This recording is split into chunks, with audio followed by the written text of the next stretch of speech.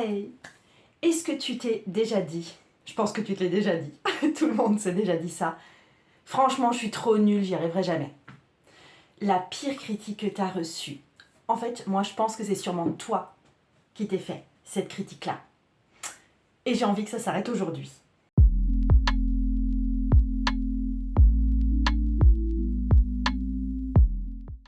Si tu veux savoir pourquoi cette critique intérieure est là et comment est-ce que tu vas pouvoir la transformer en allié, parce que ça, c'est possible, j'ai envie que tu restes avec moi pour cette vidéo parce que je vais te révéler plusieurs choses qui vont être vraiment super importantes. Il y a des petites pépites dans cette vidéo que je prévois pour toi.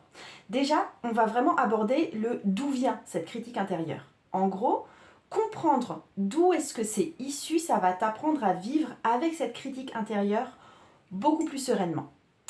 Ensuite, deuxième chose que je veux aborder un peu plus finement, c'est ce qui ne fonctionne pas quand tu as envie de te passer de cette critique intérieure. Tu vois, ce que tu essayes de faire pour que ça s'arrête de te dire que tu es nul, et les comportements qui font que franchement, mais ça sert juste à rien, quoi. Tu fais qu'empirer le truc. Ensuite, je te donne une méthode point par point pour transformer cette voix intérieure qui te sabote des fois complètement. Donc il y aura vraiment quelque chose de méthodologique dans cette vidéo. Et je veux aussi que tu restes vraiment avec moi jusqu'au bout parce que forcément, je vais te proposer un tirage de tarot pour mieux comprendre ta petite voix là, ta petite critique intérieure à toi. Avant qu'on plonge vraiment beaucoup plus dans le sujet, j'ai une ressource gratuite à te proposer parce que j'ai envie d'éclaircir déjà ce qui peut te bloquer toi. Peut-être que toi, tu utilises ton tarot de façon régulière, mais parfois tu as l'impression de ne pas savoir l'utiliser pour vraiment avancer dans ta vie. Ou peut-être que tu ressens en ce moment un blocage quelque part dans ta vie et tu n'arrives pas à identifier, à vraiment savoir d'où ça vient, même quand tu utilises le tarot. En fait, ce que je te propose là, c'est que j'ai créé un atelier en ligne qui était entièrement gratuit et qui allait vraiment te donner une méthode pour t'aider à identifier ce qui t'empêche d'avancer, et c'est une méthode tarologique, c'est une méthode en tirage de tarot. Donc l'atelier, il a eu lieu le 23 février. On a été plus de 100 dans la salle à participer, j'avais quelque chose comme 400 inscrites en tout. Donc il y a eu donc plus de 400 personnes qui ont eu accès au replay. Et dans cet atelier que tu peux encore regarder, je te guide pas à pas avec une méthode simple, efficace pour mettre en lumière tes blocages et mieux comprendre ton chemin. Tu vois, si tu sens qu'il y a un espèce de mur invisible entre toi et ce que tu veux accomplir, l'atelier que je te propose, qui s'appelle Trouve ce qui bloque avec le tarot, ça va t'aider à le voir clairement et à dépasser ça. Donc si tu t'inscris, tu vas savoir comment utiliser les cartes pour cerner précisément ce qui coince dans ta vie. Il y a vraiment un tirage puissant qui t'est donné qui te permettra d'avoir des réponses claires pour toi, et ça te donne une approche vraiment concrète pour lever tes blocages et pour avancer vers ce que tu veux avec plus de fluidité. Si tu as envie de regarder ce replay, c'est super simple. L'atelier est disponible en replay, donc pendant une durée de 1 mois, donc ne tarde pas, tu peux t'inscrire maintenant. Je t'ai mis le lien en description. Tu prends ton tarot, tu t'installes confortablement, tu prends un thé, tu viens découvrir ce qui bloque et tu vas voir comment enfin dépasser ses limites. Je reviens à ma critique intérieure. La critique intérieure, c'est cette voix dans ta tête qui te rabaisse, qui te juge, qui te fait douter de toi. Je pense que on s'est tous déjà dit ces trucs-là, tu sais, du truc, je suis pas assez compétente. Donc, franchement, si je fais ça, il y a toutes les chances du monde pour que je rate. Ou tu vas te dire quelque chose comme, j'aurais dû franchement mieux gérer cette situation, j'aurais dû dire ça, j'aurais dû ce truc, punaise, pourquoi j'ai dit l'autre truc, c'est nul. Ok ? Ou alors, et franchement, pourquoi je suis encore bloquée là-dessus ? Pourquoi je suis encore bloquée là-dessus ? Je vois toutes mes copines là qui avancent, moi que dalle. Et cette petite voix, elle va vraiment venir influencer tous les aspects de la vie. Notre estime de nous, nos relations, notre manière d'entreprendre, même la connexion à notre intuition. Tu vois, notre estime de nous, on va avoir tendance à se juger super sévèrement, à minimiser nos réussites quand on en a. Pour ce qui concerne les relations, on va douter par exemple de ce qu'on apporte aux autres ou de comment on se positionne par rapport aux autres. Si jamais tu as une entreprise, mais même c'est valable dans le salariat aussi, t'oses pas te mettre en avant. T'oses pas demander le prix juste ou le salaire juste. T'oses pas publier, par exemple, sur des réseaux sociaux ce qui te tient à cœur, toi. Et quand je parle de connexion à ton intuition, tu vas par exemple te dire « Oh là là, mais de toute façon, je suis nulle en tarot. » Et du coup, c'est impossible d'écouter ce qui te vient naturellement. Et la plupart des femmes que je côtoie, elles vivent avec cette espèce de dialogue interne toxique, sans même s'en rendre compte. C'est quelque chose de très très très naturel. En fait, je sais pas si tu avais vu ça, mais il y a quelques années, franchement ça remonte à une dizaine d'années je dirais, j'avais vu une pub, je crois que c'était une pub Nivea à la base, et en fait, il faisait interagir deux personnes assises dans un café, deux femmes, et en fait, la première, elle disait à l'autre, je veux dire, elle lui faisait des critiques, mais monstrueuses, du style, franchement, ouais, t'es pas si mal que ça, globalement t'es correct, mais franchement, t'as le nez qui est un peu crochu, un peu tordu, je sais même pas comment tu fais pour sortir dans la rue, franchement, je pense que, en fin de compte, il n'y a jamais aucun mec qui voudra de toi. Puis de toute façon, t'es bien trop pauvre pour te refaire le nez actuellement, donc c'est même pas la peine d'y penser. Franchement, il y a des fois, je me demande, je serais toi, je finirais juste, je vivrais juste dans ma chambre, quoi. Ou pareil, des critiques sur le poids, des critiques sur le parcours professionnel, enfin, etc. Et en fait, ce qui s'était passé, c'est qu'ils avaient fait dire à une actrice le discours intérieur que la personne qui se fait dire ces critiques, c'était écrite pour elle-même. Le genre de discours qu'elle a tendance à tenir quand elle est face à son miroir dans la salle de bain. Mais dit par une autre personne, punaise, ça fait tellement mal aux dents. Et le truc que ça révélait ici, c'était de montrer que on est notre propre pire critique. Je veux dire, jamais on n'oserait parler à une amie, ou même à quelqu'un qu'on n'aime pas, de la façon dont on se parle à nous. Alors, imagine cette petite voix dans ta tête qui, tu vois, dès que tu veux te lancer, dès que tu es prête pour le truc là, elle te dit « T'es sûre de toi ? Et si en fait tu te ridiculisais là, ma vieille, tu vas avoir l'air trop conne. » Cette voix, elle vient pas de nulle part. Elle a souvent été installée, tu vas télécharger très tôt. Et aujourd'hui là, on voit un petit peu pourquoi, comment. Il y a une partie qui relève vraiment de l'éducation, qui relève de la société. Il y a beaucoup de femmes qui ont grandi avec l'idée qu'elles devaient être parfaites, qu'elles devaient être sages, qu'elles devaient jamais déranger, qu'elles devaient rendre service et en plus qu'elles devaient être inventives et jolies. Franchement, on nous apprend très jeune à être sage, à pas faire de vagues, à plaire aux autres avant tout. Et t'as pu entendre ces phrases gamines du type « sois gentille, fais pas de bêtises », dis bonjour à la dame, mets pas les doigts dans ton nez. Ou des fois des trucs type arrête de trop en faire, arrête de te vanter. Et ça laisse des traces. Et du coup, il y a quelque chose de très intégré chez nous, qu'on doit être parfaite et discrète. Ensuite, l'autre voie par laquelle cette voie intérieure apparaît, c'est que c'est un mécanisme de protection. À la base, tu peux te dire que la petite personne en toi qui te critique aussi vertement, elle cherche aussi à te protéger. Elle veut éviter en fin de compte que tu sois rejeté, que tu sois critiqué, que tu sois mise en échec.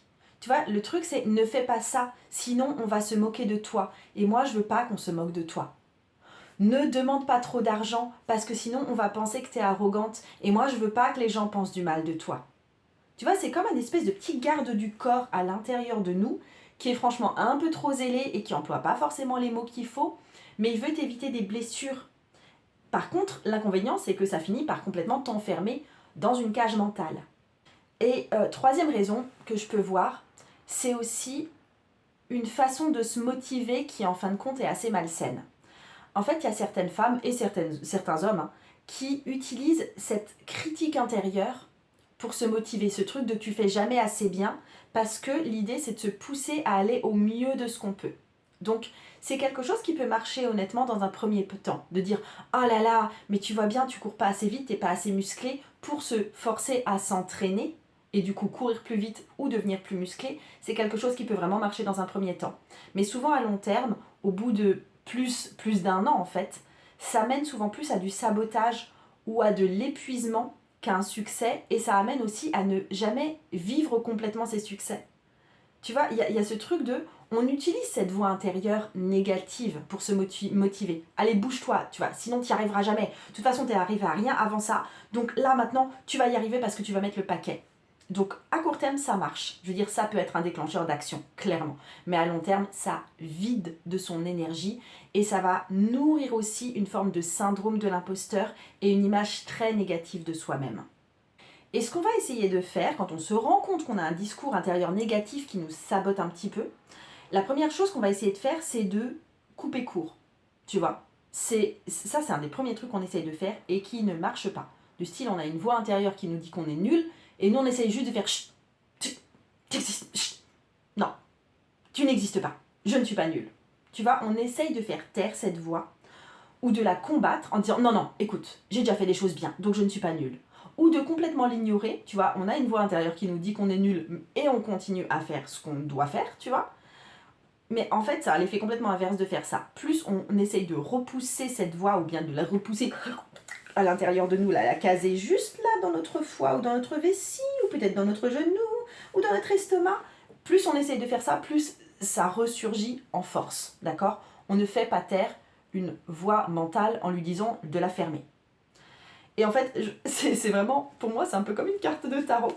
Il y a, tu vois, l'ombre que tu n'as pas intégrée, elle finit toujours par refaire surface d'une autre manière à travers un jeu de tarot. Je veux dire, on a tous vécu ce truc d'avoir une carte qui revient chaque jour pendant une période donnée, et elle revient, et elle revient, et elle revient. Et on n'arrive pas à arrêter le fait qu'elle revienne. Donc, le but ici, c'est pas de supprimer cette voix-là. C'est pas de prendre cette carte de tarot, de la déchirer et de la mettre à la poubelle, parce qu'on aura une autre carte qui veut dire exactement la même chose pour nous, qui va à ce moment-là se mettre à ressurgir en permanence. Le but, ça va être de transformer cette voix intérieure, négative a priori, en une alliée. Donc ici, on va apprendre à transformer ta critique intérieure. Tu peux prendre des notes si tu veux. Je te donne une méthode, je te donne aussi un tirage de tarot. Première étape, j'aimerais que tu prennes le temps, que tu t'asseyes avec ton journal et que tu écrives à ce sujet pour identifier l'origine de cette voix intérieure quand elle surgit. D'accord? D'où est-ce qu'elle vient? Qui, dans ta vie, t'a appris à te parler comme tu le fais? Et des fois, tu vas avoir des résultats du genre ma mère me disait toujours que j'étais tête en l'air, mais tous les jours, tous les jours, tous les jours.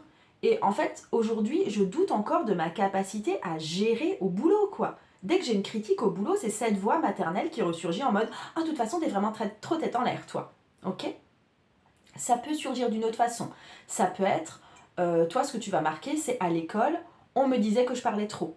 On m'a toujours reproché d'être bavarde. C'était marqué dans mes bulletins. On se moquait de moi à ce sujet. Et maintenant, franchement, j'ai super peur de déranger quand je prends la parole en réunion. Et dès que quelqu'un me fait la moindre critique à ce sujet ou me dit « Attends, moi aussi j'ai quelque chose à dire », j'ai un réflexe de culpabilité ou de me retrancher comme ça parce que je me dis « Oh punaise, non mais encore la grosse bavarde qui est sortie, non mais ça va bien, tu vois ». Ça peut être, tu vois, toi tu peux écrire peut-être mon ex me répétait que je dramatisais tout. Mon ex me traitait de drama queen. Mon ex me disait que j'en faisais des caisses. Et du coup, aujourd'hui, qu'est-ce que ça donne? Eh ben, je me remets constamment en question dans mes émotions, dans mes besoins, dès que j'ai envie d'exprimer une envie, tu vois. Et ça m'aide pas. Ou alors, pour toi, ça peut être aussi, peut-être que tu vas écrire, moi, on me disait souvent, tu devrais être plus discrète. Et maintenant, bah, j'ai besoin de développer un compte Instagram, j'ai besoin de développer un compte LinkedIn. Et j'ai super peur d'être trop visible parce que j'essaye de faire en sorte de ne pas déranger, de dire des petits mots et des petites photos, et pas de photos de ma tête surtout. Donc, t'écris sur, en gros, ton discours intérieur, il vient pas de nulle part. Qui est-ce qui t'a transmis ces idées-là en premier?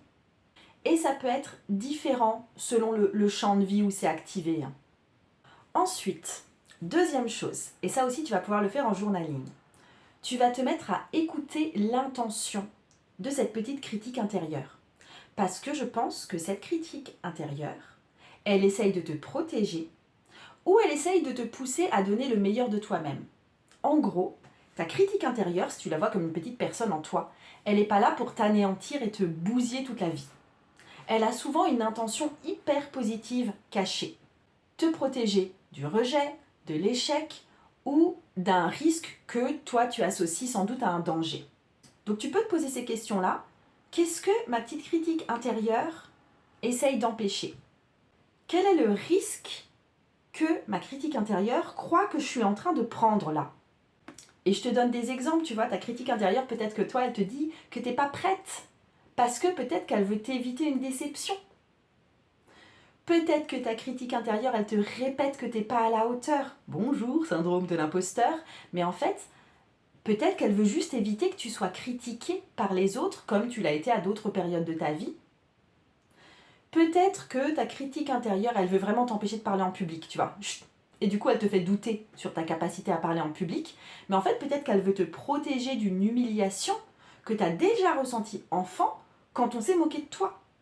Peut-être que effectivement, elle te dit de pas trop te montrer sur les réseaux, que ça se fait pas, que tout le monde va te reconnaître, que blablabla. Mais peut-être qu'elle veut te protéger d'un rejet que tu as déjà vécu dans le passé. Donc là aussi, explore en fait l'intention positive de ta petite voix saboteuse. Et ensuite, c'est mon point 3. Réponds-lui. Apprends à lui répondre. Je veux dire, ça c'est quelque chose que tu vas pouvoir faire là directement à l'écrit, si tu as commencé ce travail à l'écrit.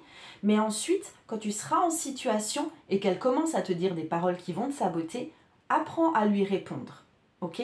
Par exemple, quand elle te critique, tu vas te demander qu'est-ce que je peux en fait vraiment apprécier chez moi, là, maintenant. Tu vois, quand elle te critique, le but, c'est ok, elle existe, mais elle ne va pas pour autant gagner la partie. Au lieu de tomber direct dans le doute parce que tu es trop en train de l'écouter, tu peux lui répondre quelque chose de bienveillant. Tu peux lui répondre quelque chose d'objectif. Et en gros, tu vas remplacer les jugements négatifs qu'elle peut porter par des faits concrets qui vont venir contrebalancer, apporter de la nuance en tout cas.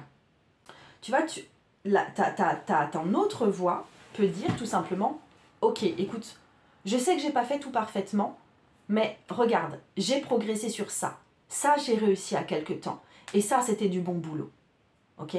Ça peut être aussi « Écoute, je sais bien que je suis pas experte, mais là, j'ai déjà aidé plusieurs clientes, j'ai eu des retours positifs, visiblement elles m'aiment beaucoup, donc c'est sans doute ok. » Ça peut être aussi quelque chose comme alors c'est super vrai, j'ai très peur de ne pas être légitime, mais si je prends du recul, en réalité, et je peux le prouver, j'ai déjà suivi des formations, j'ai déjà une expérience, et les gens autour de moi me disent que j'apporte quelque chose qui a de la valeur, tu vois, que je fais du travail de qualité. Et je pense que du coup, ma légitimité, elle est en train de grandir petit à petit. Ça peut être aussi, tu vois, je doute de moi aujourd'hui, mais tu vois, hier encore, j'étais super fière de ce que j'ai accompli. Alors, ok, je doute, mais le fait que je doute, c'est pas une vérité. C'est juste une émotion passagère. Donc, je peux accepter ça comme une émotion. Et du coup, après avoir pu amorcer ce dialogue, qui est mon étape 3, on passe à l'étape 4, c'est de rediriger cette voix intérieure vers de la gratitude et vers de l'auto-validation. En gros, tu vas remplacer le « je suis nul » par « j'apprends et j'évolue ».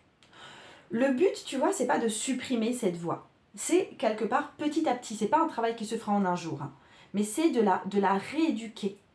Parce qu'à chaque critique, tu vas lui opposer une petite validation. Tu vas te rappeler de ce que tu as fait de bien. Même si c'est tout petit. Même si c'est « mais j'ai fait mon lit ce matin ». Et tu vas transformer ce truc de... Tu vas te dire par exemple « je suis nul pour faire des lives en vidéo ». Et en fait, tu vas transformer ça en « hey, non, je suis en train d'apprendre et j'ai déjà fait 3 lives et franchement, c'est déjà énorme. Alors, ok, je suis pas parfaite, mais je suis en train d'apprendre. » Ou alors, tu vas dire quelque chose, j'ai des exemples entrepreneuriaux qui me viennent à l'idée, excuse-moi, mais il y avait ce truc où tu vas dire, de toute façon, moi je suis nulle pour vendre, de toute façon, j'arrive pas à vendre. Ok, tu peux te dire, j'ai déjà eu plusieurs clientes satisfaites, j'ai déjà eu plusieurs personnes qui ont acheté, donc forcément, c'est pas vrai que j'arrive pas à vendre. Ça va être, de toute façon, je suis pas une vraie entrepreneuse. De toute façon, bah, il est évident que je fais semblant, tu vois. Tu peux remplacer ça et proposer quelque chose comme, là, je gère mon activité toute seule depuis 2 ans. Je pense que ça fait de moi une entrepreneuse. Point. Ok ? Autre exemple, ça peut être quelque chose, mais de toute façon, je suis trop émotive, j'y arriverai pas parce que je suis trop émotive. Ok, je peux remplacer par écoute, quand je suis à l'écoute de mes émotions, ça me rend humaine, ça me rend intuitive aussi. Donc ça peut être ok dans une large partie. Je t'avais promis en plus un tirage de tarot. Ça arrive tout de suite. J'ai quelque chose à te dire avant.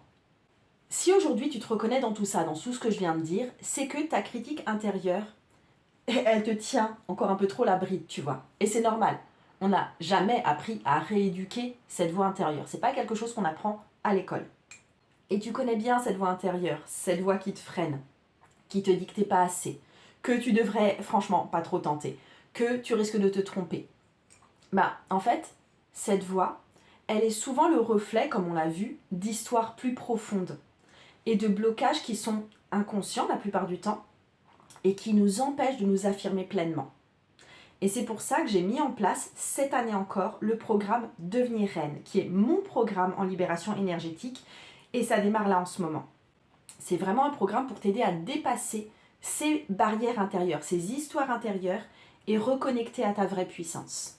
Donc concrètement, ce qu'on fait pendant Devenir Reine, on est ensemble pendant 16 semaines et on fait un travail de transformation, de libération énergétique en nous basant sur le tarot.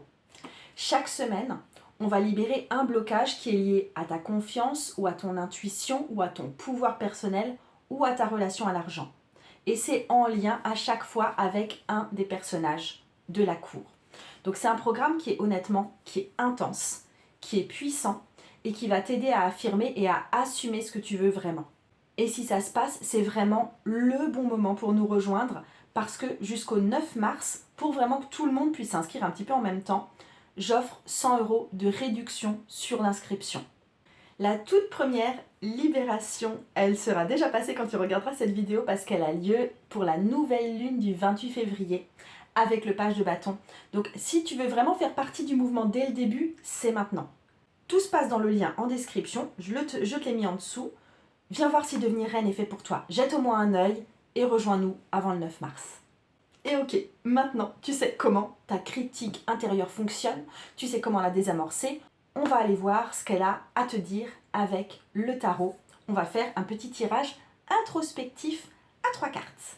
Donc c'est le tirage express pour comprendre ta critique intérieure. Ok ?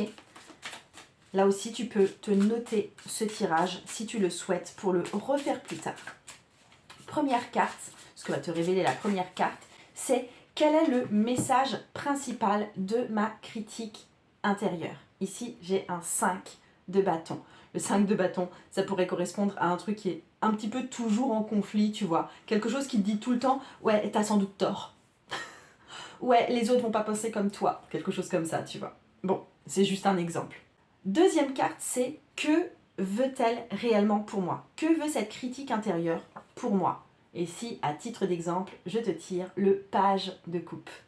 Il y a un truc de l'ordre de vouloir préserver ta vulnérabilité. Quelque chose de l'ordre de « je te trouve vulnérable et j'ai envie de te protéger comme une enfant », tu vois.